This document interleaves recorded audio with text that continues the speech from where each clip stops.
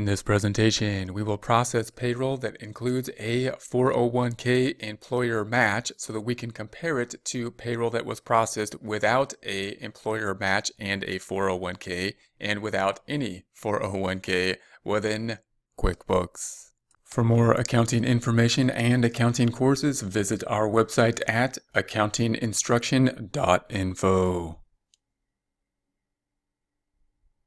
Here we are on the home page. We currently have the open windows. In order to open the open windows, you want to go to the View drop-down Open Windows list. What we're going to do is add the matching to the 401k. So to make that adjustment, we're going to go into the employees, into the Employee Center. We're going to go into our one employee. We said, good news, Anthony. We're going to include matching now. So we're going to match part of whatever you put into the 401k plan. So we're going to go into the payroll and just see what would happen if we add matching within QuickBooks. So we're going to go here and we're going to say, okay, we're in the payroll information. We already had a 401k for the employee. Now we're going to add that employer match portion. And we're just going to say, okay, the match, let's say it's a 50%. So we're going to say 203 times 0.5 is 101.5. So we'll say 101.5. Had to be uneven, had to. So we're going to say, okay, there it is. And okay, we'll run that. And now let's go ahead and run the payroll with that. So to do that, I'm going to close this back out, back to the home page. We're going to run the payroll one more time, or not one more time, once again. Running the payroll, we're going to be on the third month. This is the third payroll. And now we've included the matching. We're on the third tab here and the first tab here, Pay Employees. We're going to go ahead and pay employees now. If you're in the manual version, then this screen will look similar. And also if you're in the manual version, you should have the same information in the employee, and you can kind of test that out on the free version if you'd like as well. So we're going to run the payroll now. It should be for the end of March. So it's going to be 03/31/18. And then we're going to pay it on 04/01/18. So those are going to be our pay dates. We're then going to go through this. Everything else looks the same. We're going to check off our employee and click on Anthony, and it should populate as it has in the past. We've got the 161 and the 1, everything populating over here as it has in the past. Hourly wage, the overtime wage, and then we have the 401k. This is the employee. You'll note here the employee portion.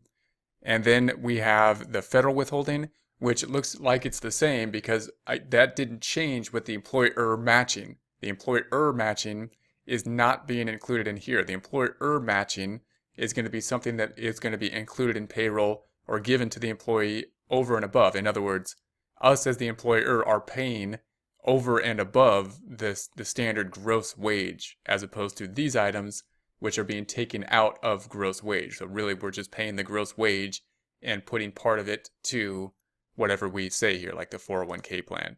This over here is adding over and above the gross pay.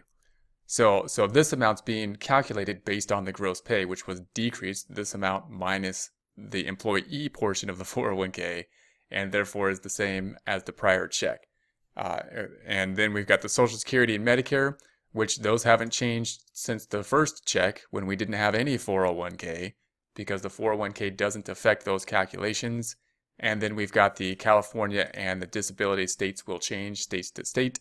And then we've got the matching over here on the company side. So notice over here, it's kind of like the payroll taxes, which are the payroll employer taxes. It's being listed over here as something that will be paid over and above the gross pay. We pay the gross pay, take this out of the gross pay, but really we're only paying the gross pay. It just depends who's getting the money, whether it be the employer or someone else. These are items that are being paid over and above the earnings, the gross pay of the employee, including the matching portion of the 401k. Then the Social Security, employer, and the Medicare. Notice the federal unemployment and the California unemployment are gone now, and that's not because we made any change. That doesn't have anything to do with the 401k. That has to do with the cap has been hit, and therefore we don't pay anymore. So notice how early that happens. That could happen in the first quarter of payroll. If we're running payroll more than each month, then that'll happen early. And again, we won't even know what those taxes are if we just started looking at payroll later on in the year. And then in the first quarter, we'll roll around and you'll say, wow, everything looks different all of a sudden. Why?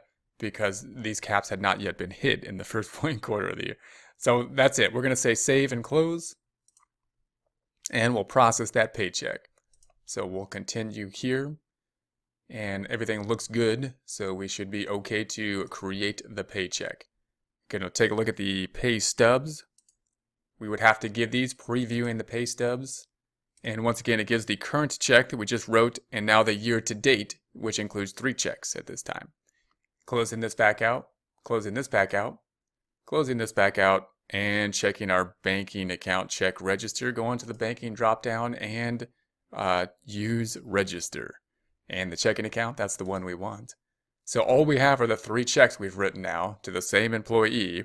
Here's the last check. If we double click on it, there's our information, paycheck detail, there's the detail for it. For more accounting information and accounting courses, visit our website at accountinginstruction.info.